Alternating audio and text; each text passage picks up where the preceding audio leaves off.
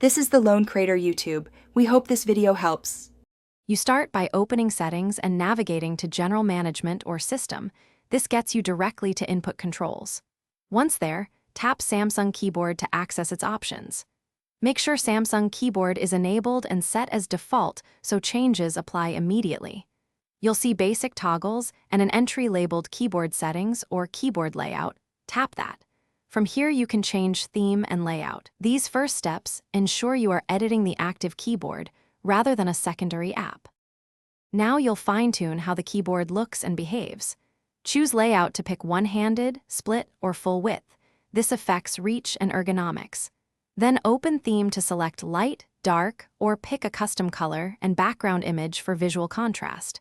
Adjust key size and spacing to reduce typos, and toggle the number row if you need quick digits. Make sure to preview each change. The instant visual feedback explains why a smaller or split layout might boost your speed. Finish by setting advanced options that impact typing quality. Turn on predictive text, autocorrect, and keyboard sounds or haptics to suit your preference. If you want more themes or features, install a trusted third-party keyboard from the Play Store and set it as default. Once satisfied, test typing in several apps to confirm consistency.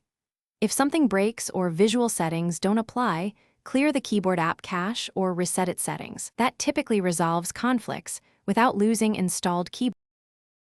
Thanks for watching. Consider subscribing if we helped you.